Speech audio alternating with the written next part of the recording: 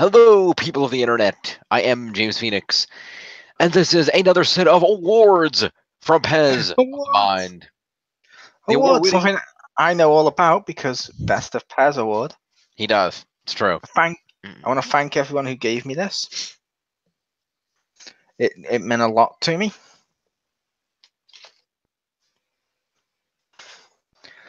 I am humbled by you thinking of me as a god. Let's just say that way.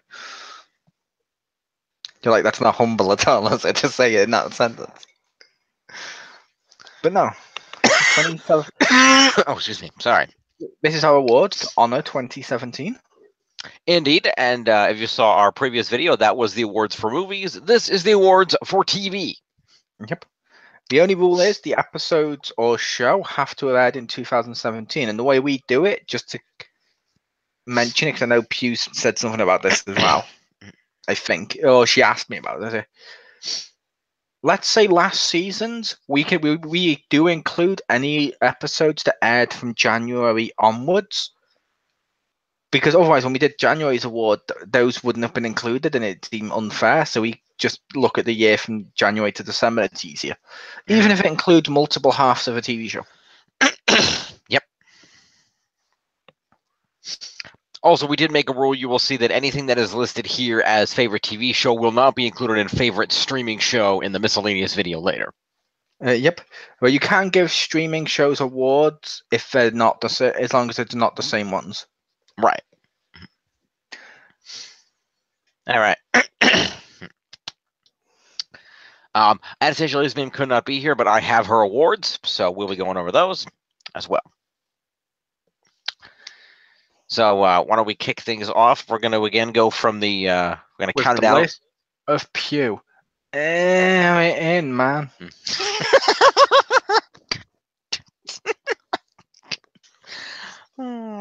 Okay, I'll give you that one. That was good. Okay, but we're going to start at number 8 and count our way back down to favorite show so we can get the other stuff out of the way. So, Maul, why don't you kick us off with the biggest disappointment? If you want to, you can go. Mine then yours. We can do that too. Okay. Why not? So, for biggest disappointment, and like I said, some of these we don't have a lot of detail on just what you wrote. You'll probably understand this one more than I do. Biggest disappointment was Arrow writing team drama, son drama, Felicity drama. Yeah, Pew didn't like the way this season's going so far on Arrow. Which I liked some of the stuff. Like we got a cool Deathstroke team up, and we got some other cool stuff that happened. Some of it I didn't like. Like I didn't like him getting back together with Felicity, but what's there? It's still fun, and I'm liking Arrow how it is at the moment. But I know it's Pew's award, and she doesn't like where it's going. She was disappointed by how it's gone. That's fair enough. And yours? The final battle from Once Upon a Time. Okay, I could see that. Literally spent a whole season talking about it's going to be the final battle between good and evil. The final battle. And when it gets to the battle, and fuck all happens. Yep. You're like, what? That doesn't make any sense. This would be like basically Ghostbusters in the 80s, if you remember Ghostbusters. It'd be like they spent the whole movie talking about Gozer, and then she just sort of pops up and goes, "Oh, hi, I'm Gozer. Yeah, okay, I won't destroy the world. Bye." You'd be like, what the fuck was this about? So yeah, that was really disappointing. I gave it Once Upon a Time, the final battle. I feel like that's gonna Once Upon a Time is gonna make my list again under worst next year. I get to it. But I don't know if I'll be disappointment only because I'm not expecting a lot from a reboot. Which is fair enough. Not really a reboot, but that's what everyone keeps calling it. It's a requel. Because it's the next. It's the next season, so it's too for it to be a reboot. Yeah. Over to the James. All right. The big J. Anyway, My biggest disappointment was actually very recent. Just dropped in December, actually, Your because left testicle? no, Oh, it hasn't dropped yet. very funny, but no. I gave it because they decided to split the season during the over the course of the year by putting half of it out earlier and then half of it out at the end of the year in December, and they put out the second half of Fuller House on Netflix, and I was disappointed with the way the season ended purely because what I will say about this show is a lot of people call this show shit, and I can understand why. There's a lot of problems with this show. I still enjoy it. I love Full House. I'm like a Fuller House fanboy, if you will. So I can, I like it in spite of it being shit. But I found that the show it generally works when they let it be the show. When they say, okay, it's about these three ladies who are living here. There's these kids that are in the house that they're raising, and they're dealing with these situations. That in itself is a good show when they let it be that show, when they let it be Fuller House.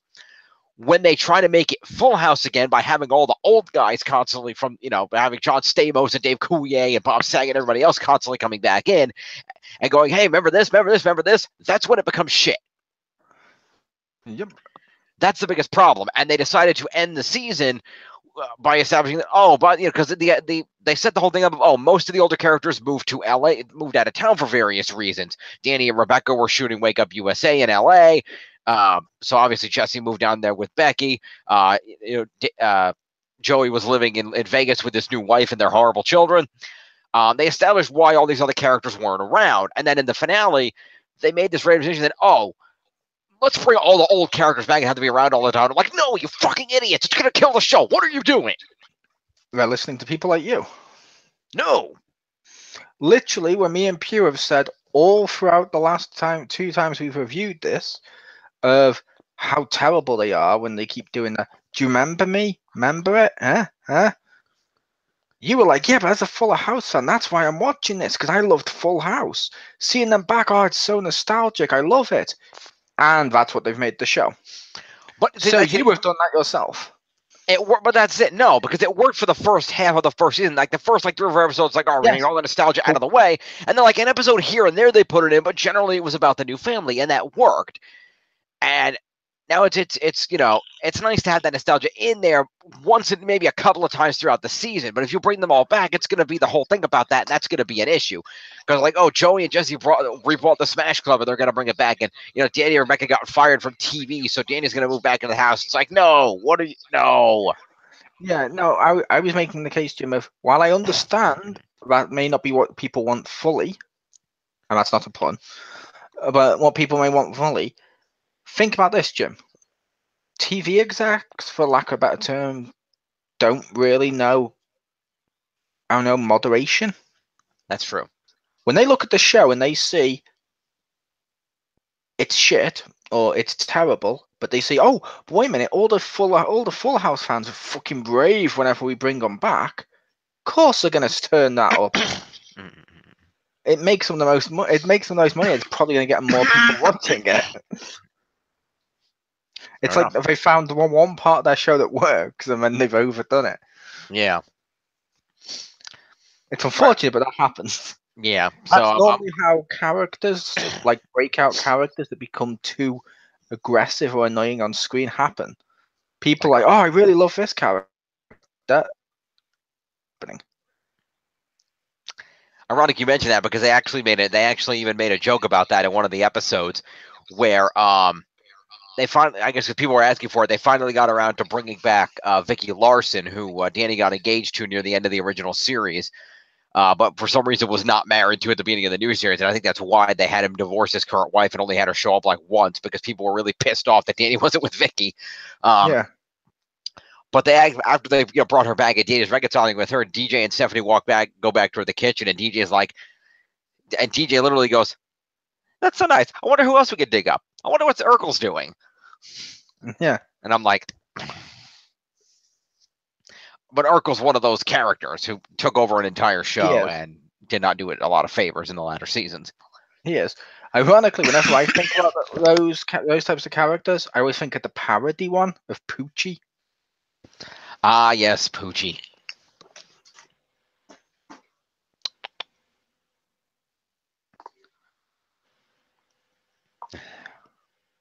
But anyway, yes. So our next award is going to be the That Was Awesome moment. And Pew gave that moment to the hospital scene in Legion where each mutant has a mental, and she didn't finish the thought, but I'm assuming a mental power or Breakdown. ability. Oh, that's it? Okay. No, I was just finishing the sentence. Okay. Because she just stopped at the word mental. She's a mental breakdown, we'll go with that. Okay. No. I'm assuming it's a mental, something like mental interaction or something. I haven't seen that. No, we did, because we did Origins on the Legion premiere. We all watched that. Yes, but when she says the hospital scene, I don't think that was in it. Yeah, it was. Cause I think she means the scene where his mind goes crazy and everybody gets locked in their rooms and shit because there's no doors and like they're all having this psychotic break because his mind's going crazy. I think she means that. Possibly, it's hard to tell. Yeah, I'm not sure, but either way, fair enough. Mo, how about yours? Mine comes from an episode. Technically, mine's a 4-part episode, but it's an awesome event. So I've given it to. I figured they couldn't get fair episodes. Like it's an awesome moment. Crisis on Earth X. Nice. I heard you talking about that. It sounded really cool. Yep, you have basically the guy who's in charge of the police station, who I don't like with the weird mouth, dressed as M. Bison. You have Nazi Oliver Queen and Nazi Kara dating.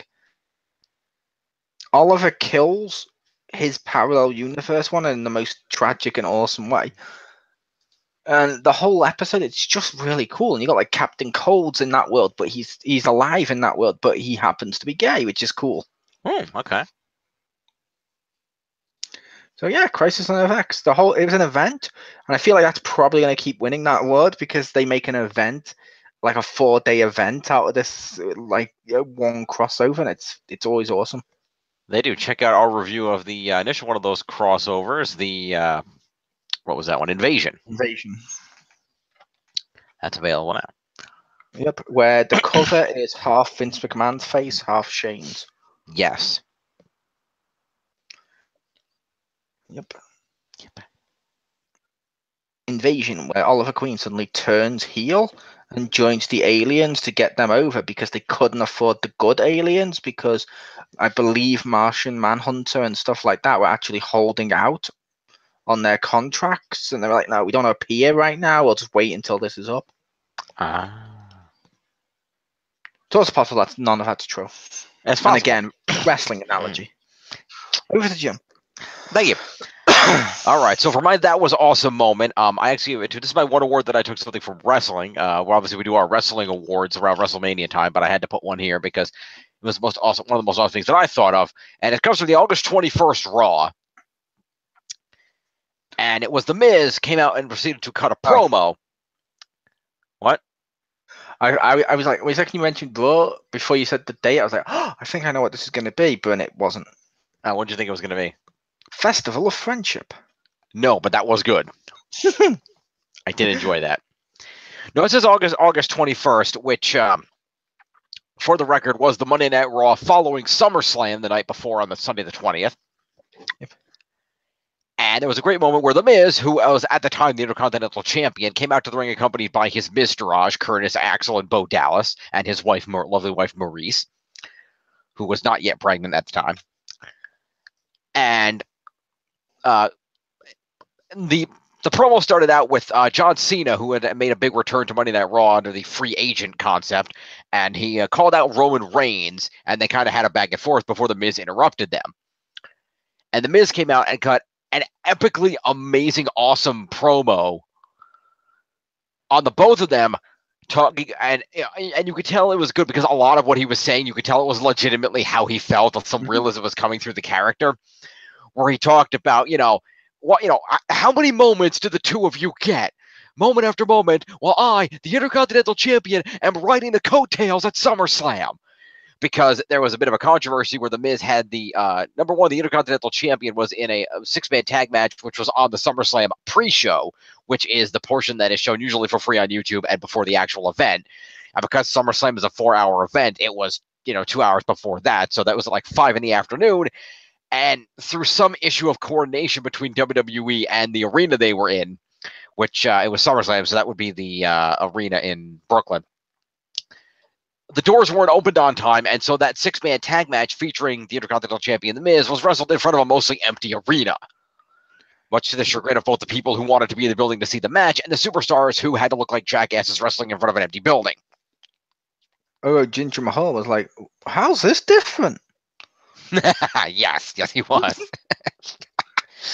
But yeah, so you can see there was legitimately AJ Styles came out thinking, wait, am I back in TNA? Oh, nice.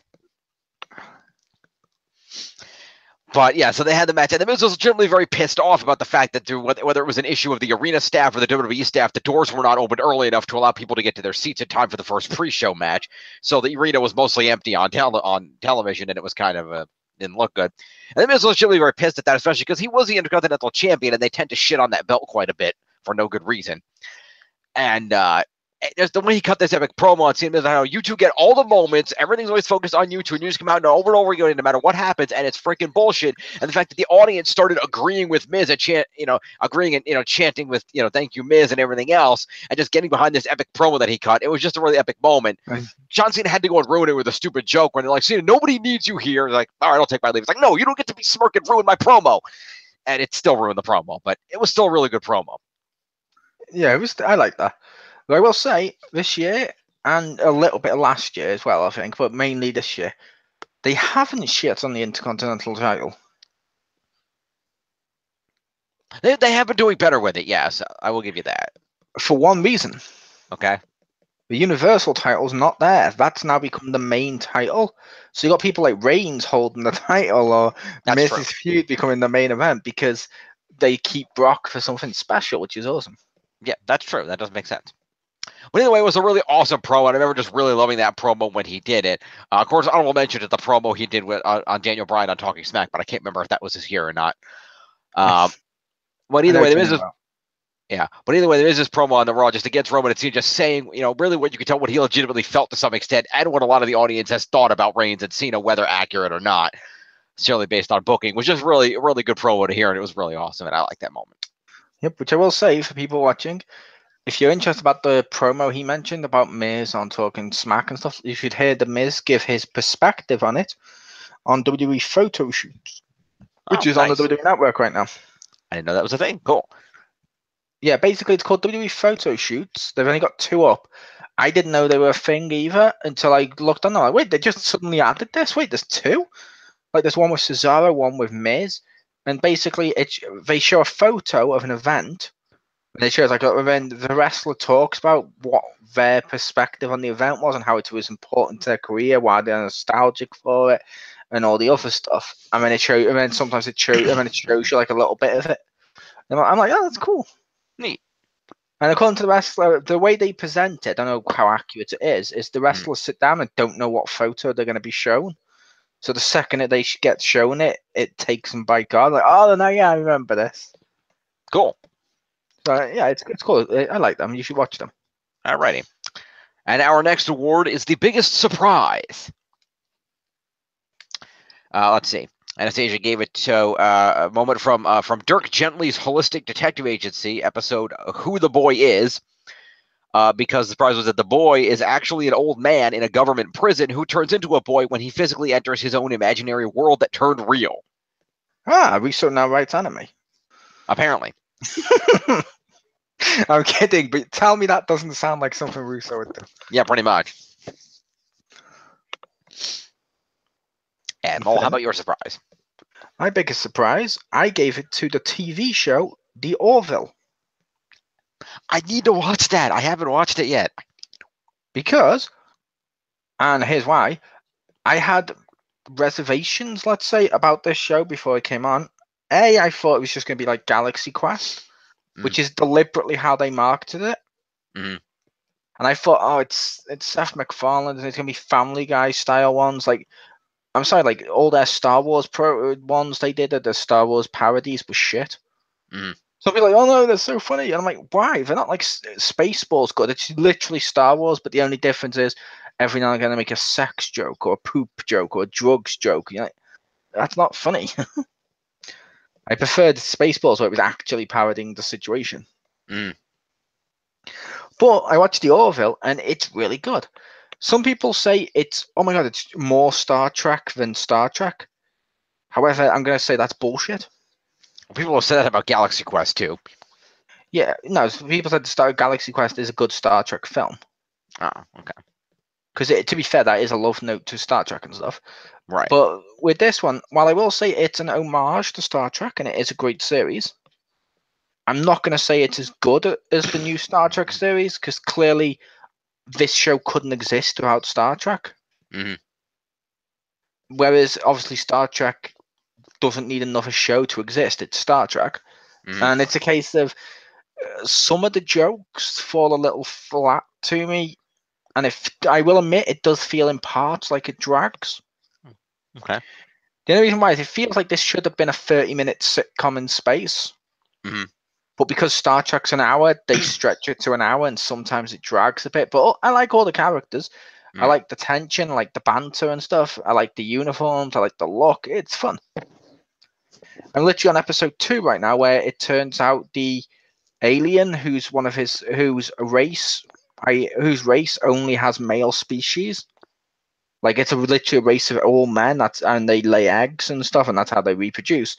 Has just laid an egg and it hatched, and they're like, what? And they're like, what's wrong?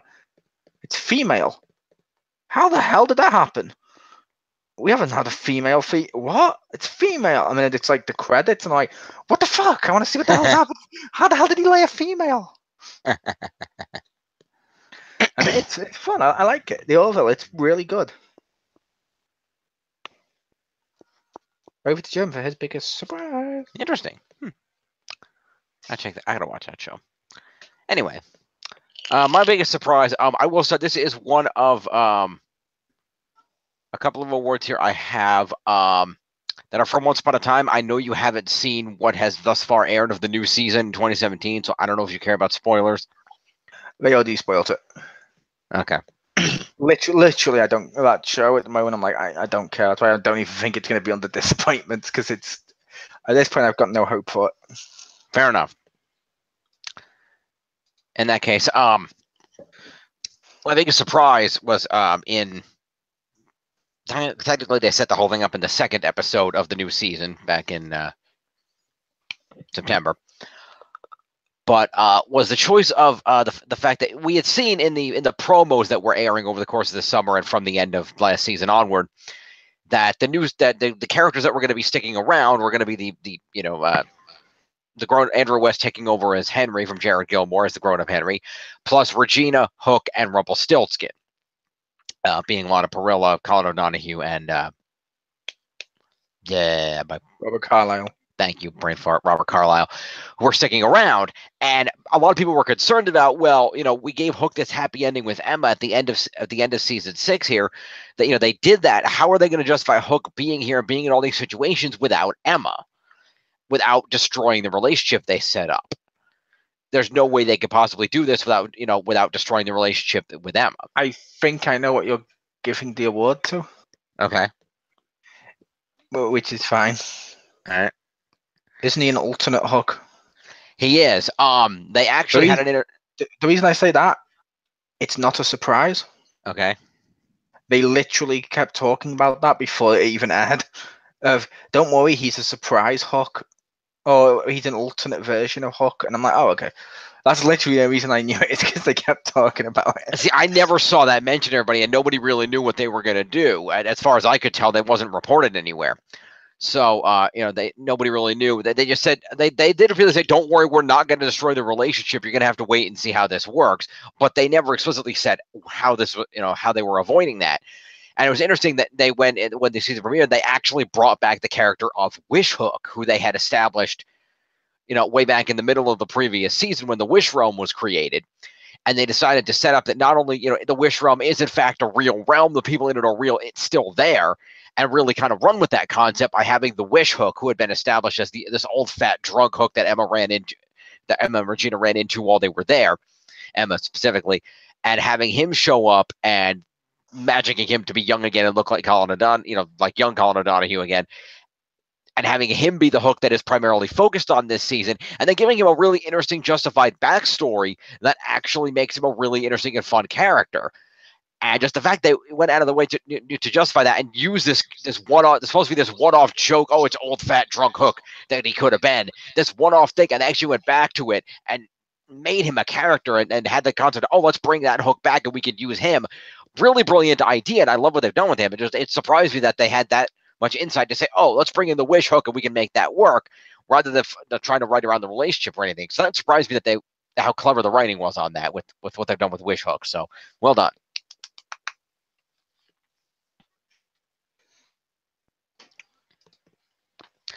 All right, so the next award. Emotional scene. It is the best emotional scene. And again, you can explain details on this because I don't know them. Pew gave the award to the Crisis event with Evil Arrow and Evil Supergirl. Fair enough. There's multiple stuff to do with that. Like, there's to do with the fact she's dying. He's trying to save her. He watches her die in the final episode. There's a lot of stuff to do with that, so I don't know which part she's on about. Fair enough. How is she dying? Is it like kryptonite poisoning or something? Basically, her heart's stopping. That's weird. Okay. I don't know why, but basically, as a result, they're coming into our world because if they take our Supergirl and steal her heart and put it in that Supergirl, she would live. Makes sense. Because medical science that's been proven that you can just take a heart out of anyone and just pop it in. Yeah, it's true. Especially for Kryptonian. Yep. Kidding, because I do know heart transplant are a thing. Yeah. And it does make sense that this one would be a match. Yeah. It's especially easy if you're in the Once Upon a Time universe. It's literally just chink. Fair enough. And how about your emotional scene, Mo? I gave it to an episode of Supergirl. Okay. In which Mon-El's back. Nice. Mon-El, who shouldn't be called Mon-El, in the end of last season, he goes through a wormhole in his spaceship. Mm-hmm. This season that's airing now, but this episode was before the January, if that makes sense. Mm-hmm. His ship comes back. And Supergirl's like, oh, yay. And she thinks, oh, nothing much has changed. And then he reveals he's got a wife. And he's actually been disappeared for like 10 years. Or something like that. And he's like, yeah, time's passed for me. As far as I was concerned, I was out there for 10 years and you never looked for me. And she's like, it's only been like a month. And she's devastated because she loved him and how this is and how cold he now is to her and stuff. I'm like, oh, that's cool. Oh, yeah. So have they kind of broken off her thing with James Olsen? Yeah, they did. That's good because he's not a good character. Fun fact. Yep. Love the fact, Crisis on Earth X, he dies in the first 5 minutes. Ha! Admittedly, it's Dire Universe's James, but he comes in the Guardian outfit and he starts fighting Oliver, who is just like him and doesn't have any powers. And Oliver just beats the shit out of him, knocks him to the floor, and puts an arrow through his chest. Effective. And I'm like, yeah, if out of those two, I would want Oliver to beat the shit out of him in a fight. Mm-hmm. Yep. Because that would literally be like, what if Bruce Wayne got into a fight with someone like Steel? Yeah. And that's not because Steel's also black, like this James. It's just Steel's also someone that's inspired by Superman, puts on a silver armor and starts to fight crime. Logically, someone like Batman, who's been training for shitloads of years and has mastered combat, would be a lot better than him. It's true. Fair enough. All right. So Jim's emotional scene. Yes, best emotional scene. I'm sticking with Once Upon a Time, but this is the last one. And again, this is a slight spoiler. Well, not a slight spoiler. This is kind of a big spoiler for an episode that aired back in November-ish. And that was the episode. I've seen an episode featuring the death of Belle. Now, mind you, some of the emotion in this scene was not earned, but it was incredibly emotional. I mean, I talked to people that watch this show. I'm in a Facebook group and some other things, and even people that absolutely despise this relationship because of how abusive and a bunch of an asshole Rumple is toward her on and off throughout the course of the series couldn't help but feel emotional to this scene where literally they took Rumple and Bella and they first 10 minutes of up them. Like they work at this sort of, there's this prophecy where there's a guardian who will take custody of the Dark One power so Rumple can be free, but we have to go to the land where this special sunset will happen, where time passes really, really slow, or I should say really fast in comparison to real time. So they go to this land and they build their own house from scratch without magic, and they live there. And we see Belle growing old because obviously he's immortal because he's the Dark One and he doesn't age. And we see her, growing old and them having this life together, and Gideon coming to visit them and all kinds of stuff like that. And it gets to the moment at the end where Belle, there's the sunset finally happening, and Belle throws the curtains open and she falls backward into his arms and she's dying. And this emotion where she explains that the idea of the prophecy wasn't that sun had to set, it's that my sun had to set, to inspire you to find this guardian and truly deal with the darkness once and for all so that you can one day be with me again. And yes, that's kind of a really stupid plot concept, but it was just a really emotional scene. Just full credit to Robert Carlyle and Emily DeRavin for acting it wonderfully and just putting so much emotion into it that you just can't help but just pulling at the heartstrings, and just how emotionally that scene was for people who have followed their relationship for all these years. And even, like I said, even people that hate him and think the relationship should have ended a long time ago couldn't help but be emotionally invested in and love that scene in that moment. So that was just really, really good the way they did that. I think it's the best thing they've done so far in season 7, and it's really good.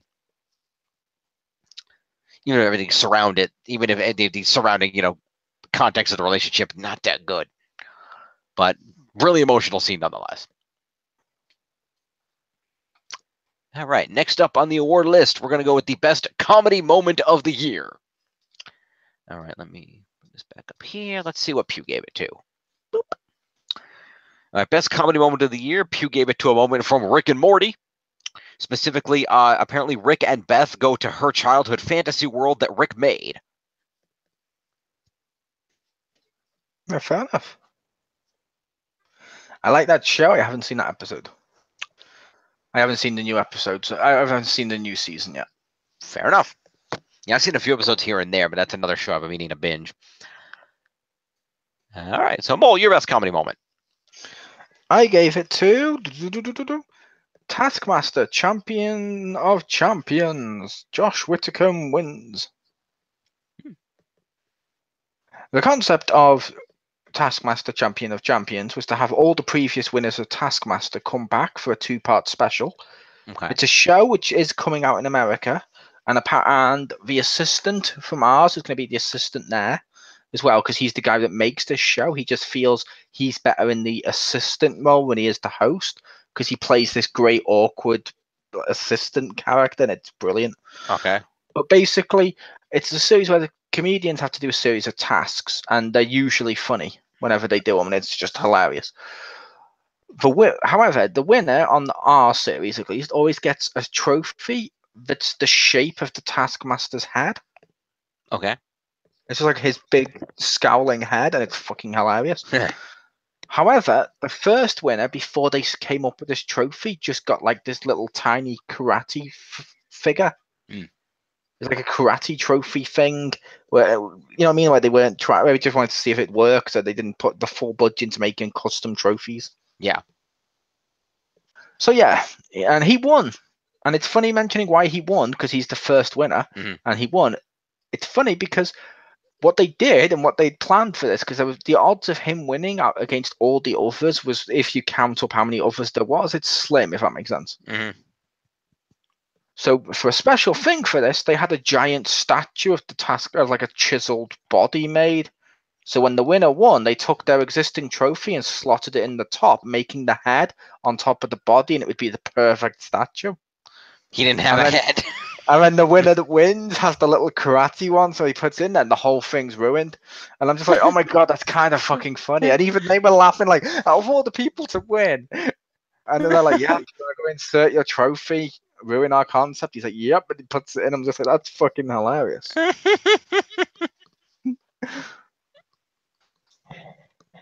It's one of those moments where you're just like, yeah, I like that. That sounds good. And I do love Taskmaster. New series starts soon, people in the UK. Nice. I look forward to it coming out over here. All right. Best comedy moment for me, and this is actually a. I was thinking about it. This was one of the funniest things that happened over the course of 2017, so I have to give it to these. And it's hard to pick just one of them. But whether everything that's said is justified or not, one cannot deny that the first year of the presidency of Donald Trump has given a jolt to comedy all over our country. And one of the best things that it did do was Saturday Night Live. I'm going to make a case. No, it hasn't. That's fair. Only because it's the same joke like 50 times. Fair enough. More on that later. Fair enough. Anyway, Saturday Night Live in particular has gotten a huge boon out of this. And one of the things that they've done on multiple episodes that I've seen that's hilarious is they had a recurring bit where actor Melissa McCarthy, who the first time this happened to be the host of the show, but kept coming back to do the character, portrayed the character version of former White House press secretary Sean Spicer. And these were some of the best things that Saturday Night Live did all season. Have done in a long time. They were hilarious because Sean Spicer being known to be over the top and yelling and things and just stuff like that. And they took this and ran with this, having her come in, doing all the yelling stuff, using boxes of figures to act things out.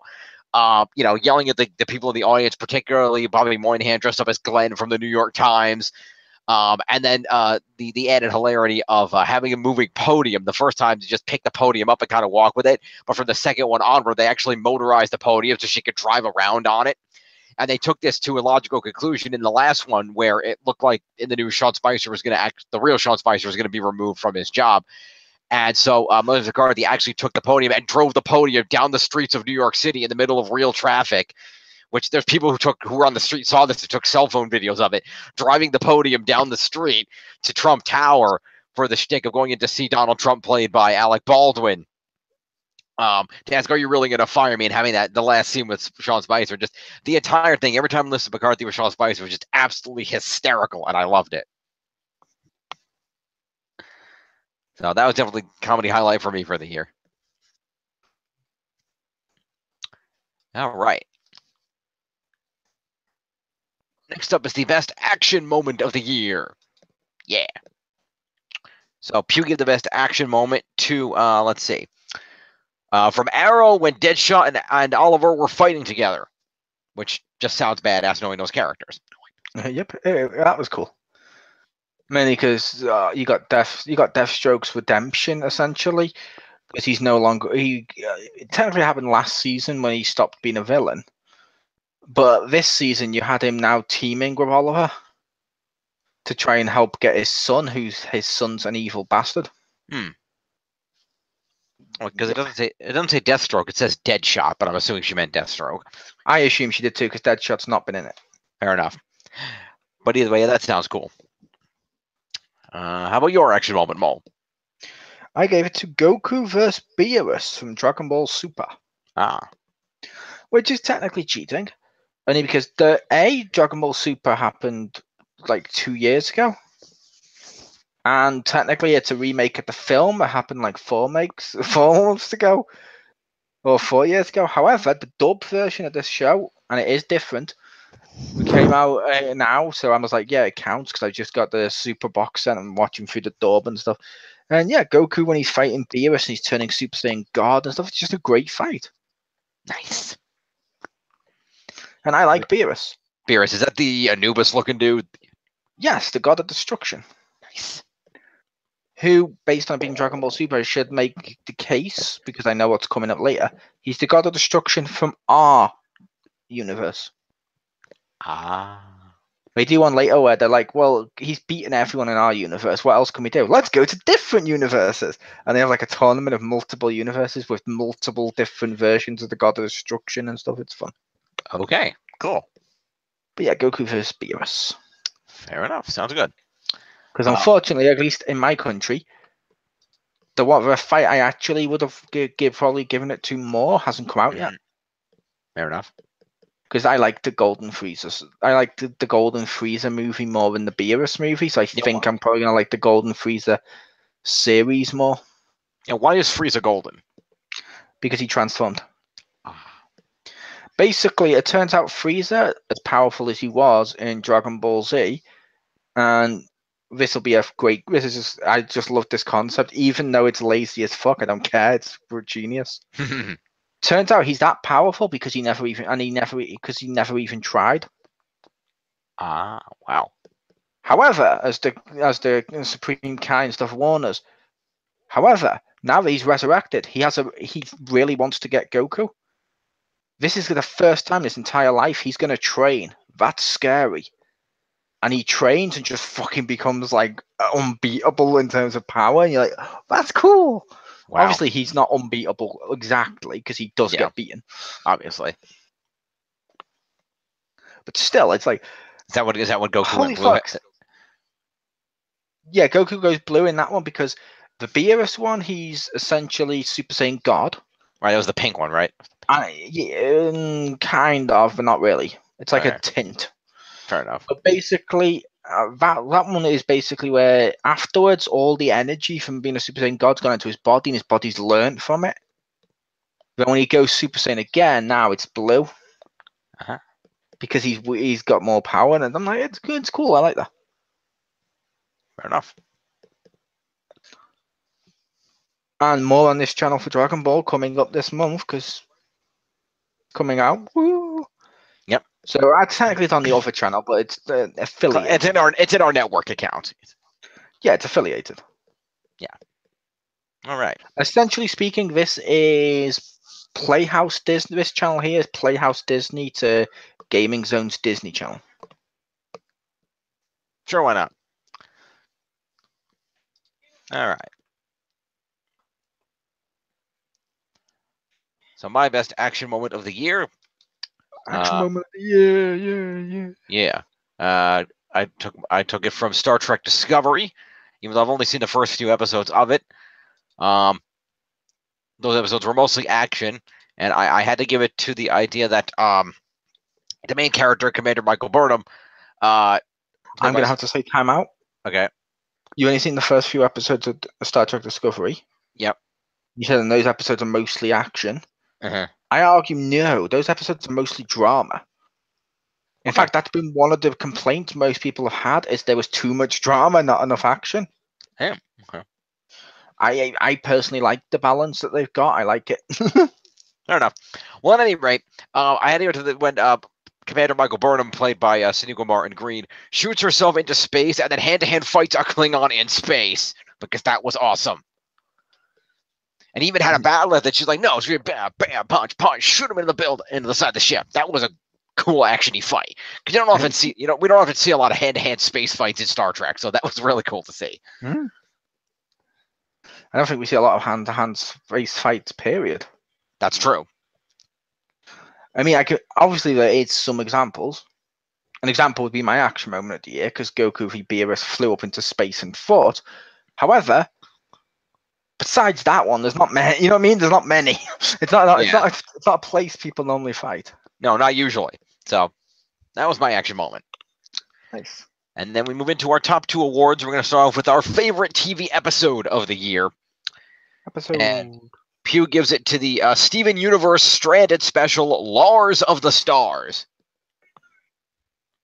Okay. Which thanks to Pew, I've seen the first 20 episodes of Steven Universe thanks to Pew having us binge it the other day, but that's all I've seen, so I don't know what that's about.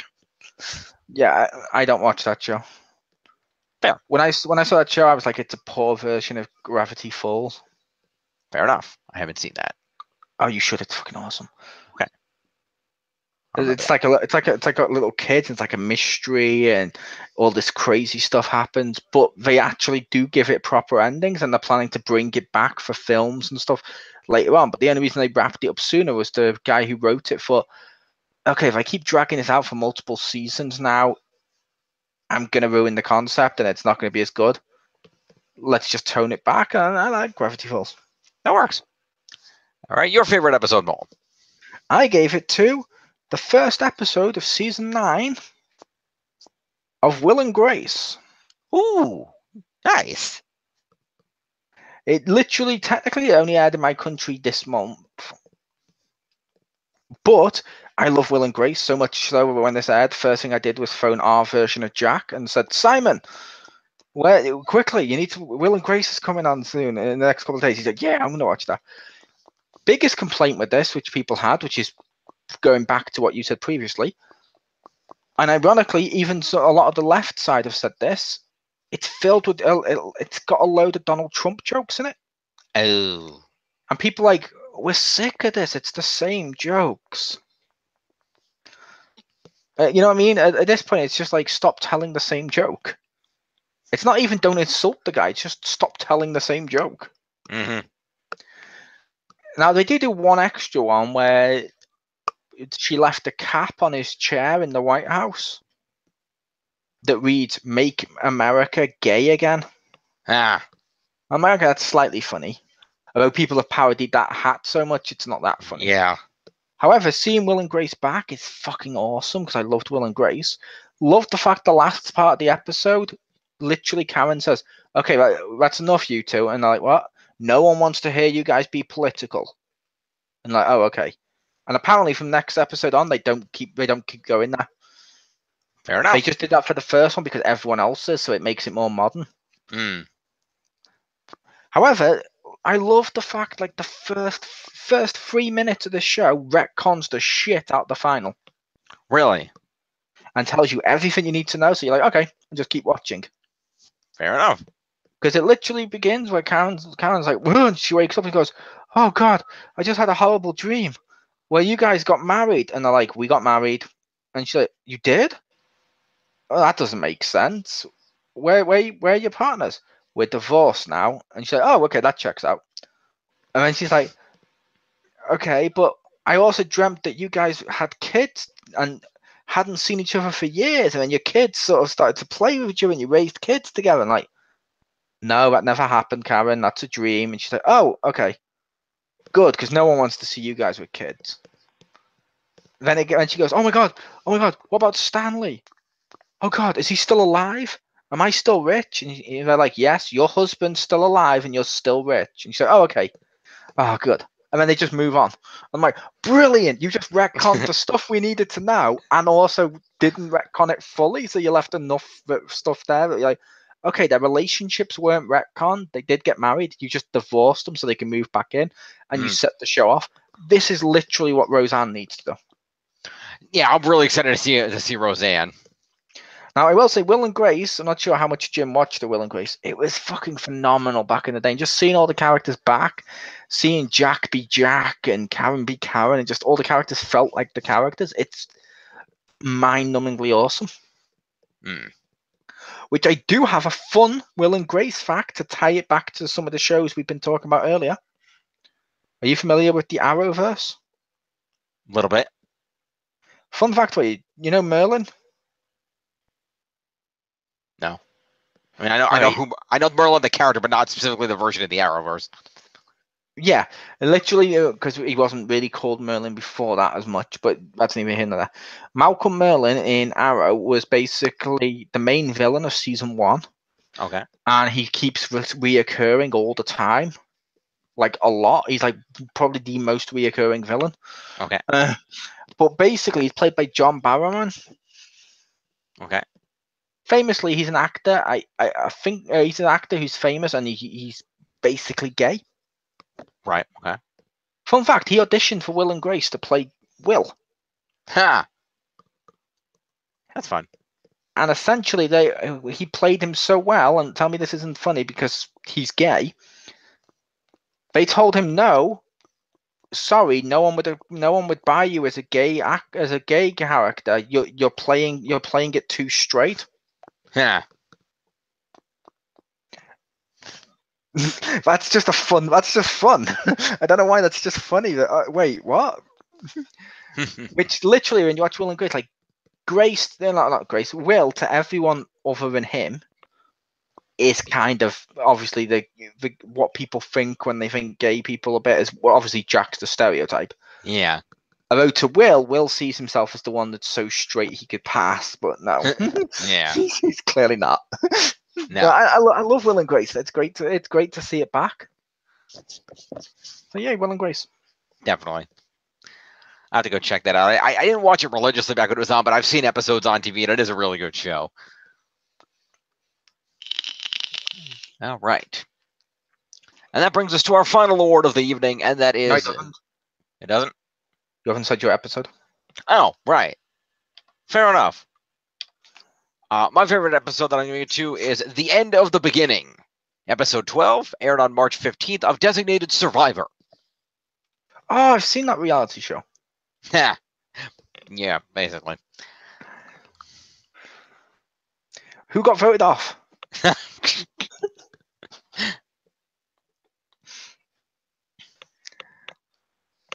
Okay, now. Yeah. What happened in your designated? I don't even know what type of show that is. I'm just curious. What happened in your final? Okay. Well, it was called The End of the Beginning, but it was actually the first episode of 2017. It was actually the season premiere. That's against the rules. I know. How's that against the rules? The episode has to have aired. Oh wait, did you say no? Last season premiere, not this season. Okay, then it wouldn't be. I was going to say. I should say it's the mid-season premiere, not the season premiere. It was the first episode in January of last year. Yeah, I thought okay, yeah. Not January, March. It was after the hiatus. Even if it aired January 1st, it would count. Yeah, no, it was like I said, it was March 15th. It was the first episode after they came back from hiatus. Hiatus. I know. Yeah, because they had a big gap because they aired up to January and then they didn't air for like 3 months and then came back in March. Ah, cool. But anyway, March 15th was the first episode that came back. And I like this episode a lot because it's where they finally a long-standing plot was resolved in the show. The premise of Designated Survivor, for those who might not have seen it, it stars Kiefer Sutherland as the president. You might know him as Jack Bauer from 24, among other things. Or the vampire from Lost Boys. Really? I didn't know that. Yeah, fucking awesome movie. Fair enough. I love Lost Boys. Okay. The sequels, they're good for fan service, I suppose, but the original Lost Boys is so fucking good. Okay. Good to know. Anywho, so the premise of the show is, of course, based on an actual governmental policy here in the U.S., and that's that there are 2 instances in time where the entirety of our government is gathered together in one place at one time, and that's for a presidential inauguration or a State of the Union address. What about surprise birthday party? Your logic is flawed. No. Anyway, those are the only 2 instances where every member of our government, of our federal government, I should say, is together at the same time. And because of that situation, there is always, at these instances, a designated survivor. One member of the government who is in the line of succession who could become president is kept in a non-disclosed location elsewhere. In the event that, heaven forbid, something happens and everybody dies, there's somebody left to become the president and run the government. And the premise of the TV show is that this happened. There was a State of the Union address, and some terrorists bombed the Capitol building, and everybody in the government died. And so Kiefer Sutherland's character, who was the Secretary of Housing and Urban Development, who is one of the people in the line. There's 14 people in the line who can become president if all the others above them are incapable of doing so. And because he's the only one left alive, he is sworn in as the president unexpectedly and has to deal with the repercussions of this unprecedented attack that the entire government is dead. He's the only one left alive, and except for like lower ranking people who were not, at the ceremony, assistant directors and this and that, and basically has to deal with the repercussions of both suddenly becoming the president, assuaging the nation's fears, and finding out who bombed the Capitol and did this. It's a really good show. Nice. But anyway, there was some long running plot situation of when the thing opened up. There is a special agent who's played by actress Maggie Q, who's wonderful. She plays the agent who from the FBI who is in charge of investigating the bombing. She initially starts working off with the character of Jason Atwood, who is the deputy director of the FBI, because the director of the FBI died in the bombing, and he's kind of running things in the interim, but they eventually write his character out after a while. for dramatic reasons. And so she ends up basically becoming the lead. She's the person in charge of the investigation, trying to find out who's on the bombing, while the president is trying to deal with being the president and all the things that go along with that. Foreign governments trying to take advantage of America seeming weak. There's because they have to address common events. There's an episode early on where the president has to deal with the governor of one of the states is like rounding up all the Muslim people and putting them in prison. And it's like, no, you can't do that. Stuff like that. And they built up this continuing arc that the president and his head Secret Service guy are, learning things about the bombing and what happened at the same time that the agent from the FBI is learning about the bombing, but they never coordinate with each other. They don't really talk because for the majority of this, the agent in question is doing all her investigation like off the grid because she was basically her boss, who was the deputy director of the FBI. He ended up getting killed. But before that, she had been basically kicked out of the FBI and told, stay off the case, don't do this. But she flat out refused. With the help of a friend of hers who is a computer hacker, nerdy guy in the chair guy, continues the investigation on her own, trying to find out. And she eventually, okay, we know this. They find this one guy who was on the most wanted list named Catalan. We know he's involved. And, how was this orchestrated? And they find a survivor from the bombing, a congressman named Peter McLeish, who they find out he was involved and intentionally survived. I would also assume they wouldn't talk because logically he should be the prime suspect. Yeah. If that was to happen in real life, and you're like, wait, all these people died, so this guy can now rule the country, logically he would be suspect number one, or at least be investigated. That's true. I never thought about that. Not necessarily subject number one. So logically, if she's investigating him, she's not going to talk to him because he would be a suspect. Well, they don't treat him as a suspect at any point. Oh, so. Okay. Sorry, I just assumed you have an entirely logical point that I didn't think about. But no, he's not considered. They don't consider him a suspect. Sorry, that's which is fair enough. But no, she's because they find out. It's just like in the jungle when all those lions died. I'm assuming all the lionesses were suspicious of the black-haired one with the scar across his face. Of course, yeah, that makes sense. No, I'm kidding, because he would have gladly have probably told them. Yeah. They weren't prepared. No, but anyway, so the idea is that two simultaneous investigations are going on. It's the president assigns his head Secret Service guy that we see a lot to be, okay, we need you to investigate and find out what's going on with the with the case here. We need to find out what's going on with the bombing. And they find out certain things like, oh, the bombing that happened was actually orchestrated based on some plans that the government actually came up, because the government actually drew up blueprints of how to blow up the Capitol on the idea of this is how we need to be prepared for this because this is how somebody might blow up the Capitol. And then somebody stole their plans and blew up the Capitol. It's like, well, you have done that yourself. Yep. And they find out that this happened and that there was orchestration within the white, and early on it's believed, oh, it's a terrorist attack, and there's a Middle Eastern group that's being blamed, that like an Al-Qaeda stand-in group that this is being blamed on. And they capture a guy and they interrogate him, but fairly early on, because when the deputy director and the agent interrogate the guy, he reveals that no, he was blackmailed into taking credit for it because his family is being held in another country. And somebody else is behind this. It gives him a name, Catalan, and then he ends up getting his food poisoned, and he dies before he can tell them anything else. I wasn't asking. Was that in the final? Well, no, this is like it was the first year. I'm going to get to that. Anyway, I'll summarize. The idea is that basically the president has been investigating the side of the investigation that's been involved in the government about how the White House was involved because they found that it was domestically motivated, and she's been investigating exactly how it was done. Where these bombs came from, who was involved, tracing this Catalan guy who they find out is on the most wanted list, and so on and so forth. He's a former military guy who betrayed the country as a traitor.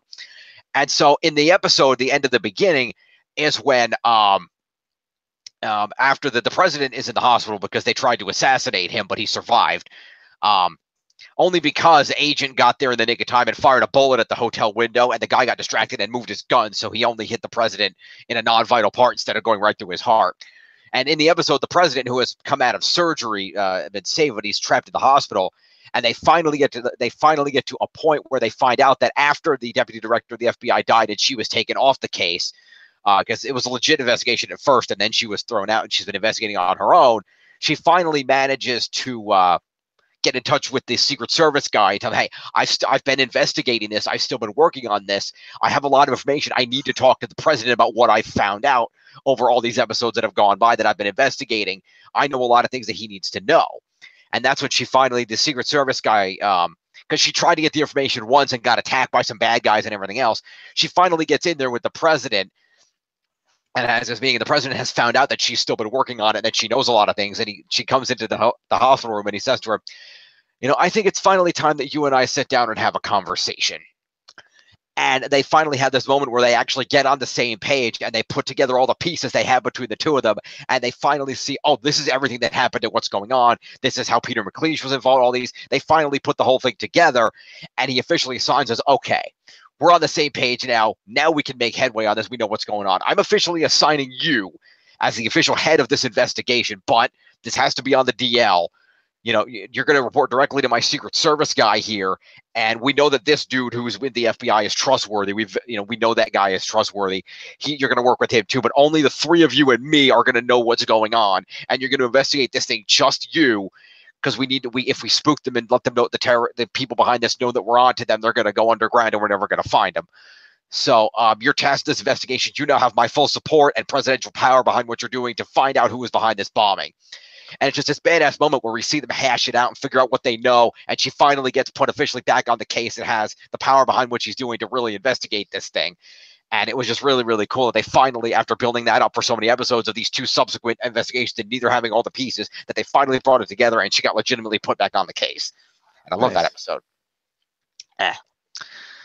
And that's why I really need to get back into that, because I watched everything that aired up until the season finale at the beginning of the summer, and I haven't seen anything that aired in the fall, and I got to get back to that too. To see where that went from there. But that was just a really good episode where they set up, okay, now they're on the same page after a half season of, not knowing what's going on of each other. And now they're on the same page, and she's fully granted investigational power. And we see how well that works in her coordination with the president. And it works out a lot better that they're dealing with this whole situation together rather than apart. And we finally see it's just really good that they're all finally on the same page and working together, and knowing that, she's reporting to the president and has his power behind her. So it's, a lot harder for her for the bad guys to work what they're doing. So it's really well done. I'm done now. Hey. Sorry. Okay. Now the final award, after that diatribe, that's our favorite show. Show. And our good friend Stacey Laserbeam gave her favorite show to Stranger Things, which is fair enough. I haven't watched that, but I hear it's a really, really good show. What did she give it to? Stranger Things. Okay. Yeah, I made it clear to her she can't give that one then streaming show. Yep. And she's like, okay. Which is completely fair. But yeah, Stranger Things. I've heard very good things about that show. I know it's been very big out there. There's a lot of merchandise and things. So I've heard that's very good. So I completely understand that. Right. Yeah. Mole, your favorite show? I gave it to a weird one. Okay. Because technically it's 2 seasons over here now. Because we got them both in the same year. Okay, that's fair. The Good Place. Which I love that show. Its basic premise is simple: a girl goes to heaven, thinks she's well, it's not really heaven, but that's what. But let's just go with that.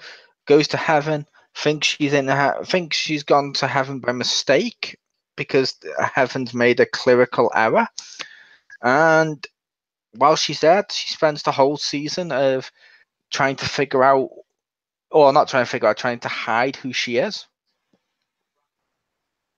Then.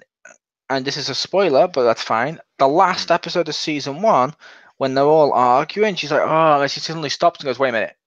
And she turns to the guy in charge and she goes, we're in the bad place, aren't we?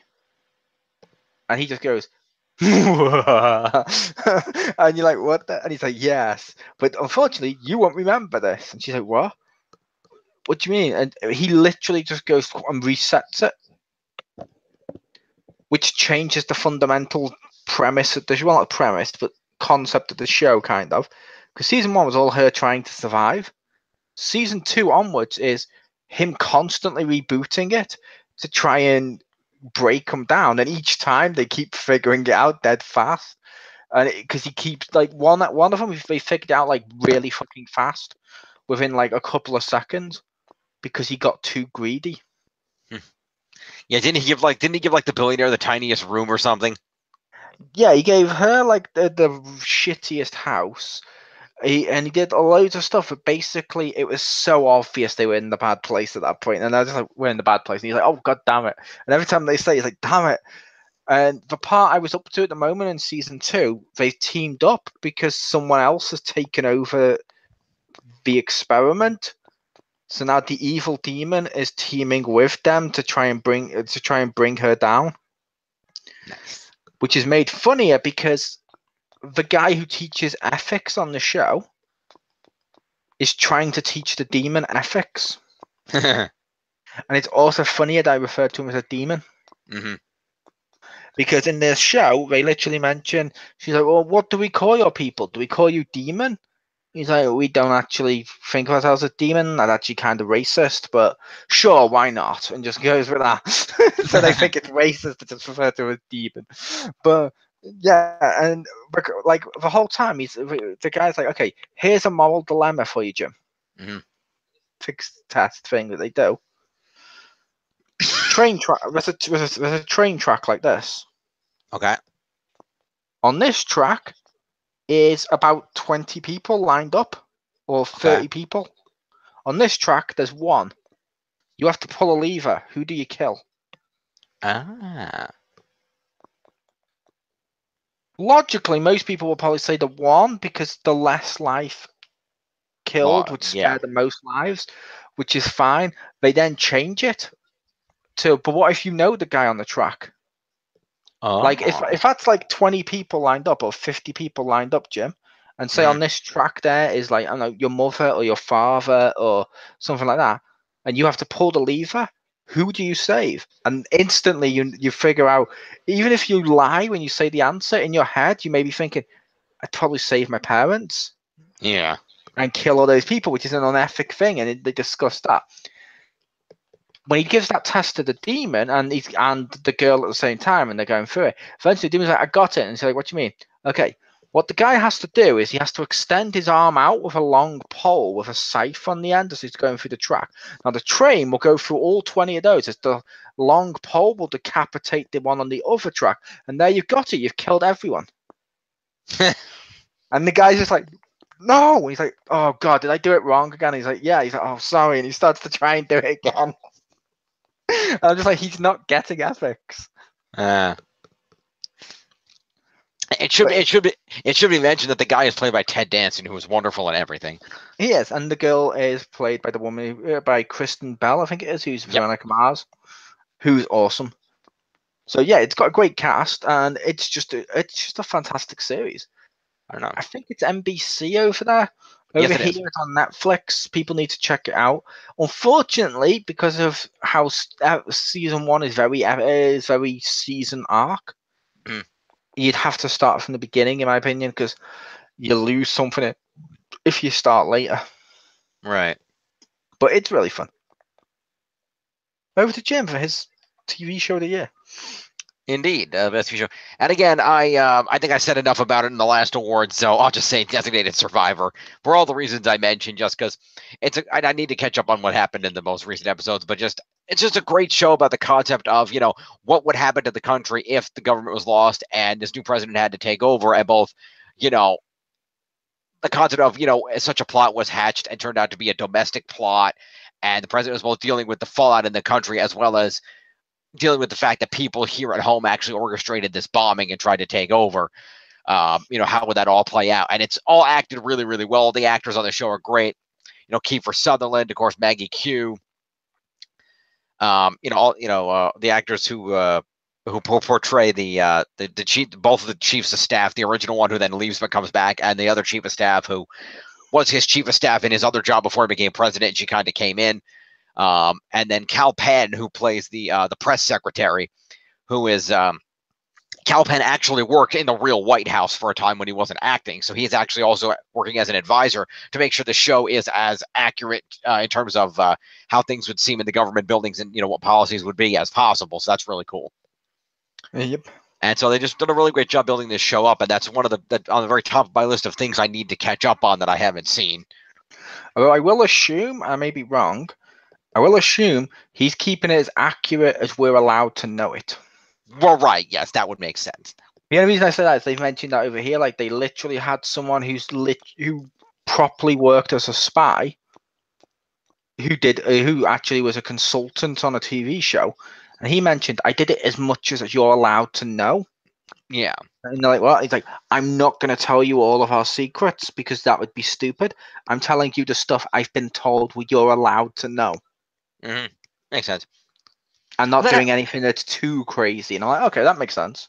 Yeah, just it's. I'm sure that happens in a lot of things. It's just like I'm sure that even though they gave it a sample in Nicolas Cage's movie, I'm sure you probably couldn't actually steal the Declaration of Independence that way.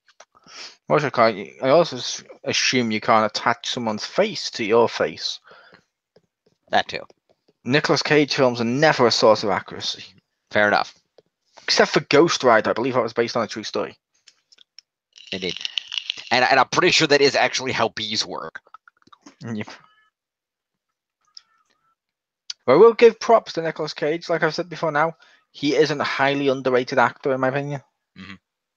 Because when he's good, he's fucking phenomenal. It's just unfortunately, he's not always good. Because I will admit, he's done some bad roles, but people just write off all of his roles. Like, he was fucking fantastic in Rayman. That is true. Yeah. And that was 2017 in television. Yes. And definitely stay tuned tomorrow when we'll be joined by both Anastasia Laserbeam and Richter Hammer, hopefully. And we will be going through our 2017 in video games. Yep. And of course, we won't be covering at least 4 of those awards. They're DLC. Oh! Boom! It's a timely reference. It is. Perfect.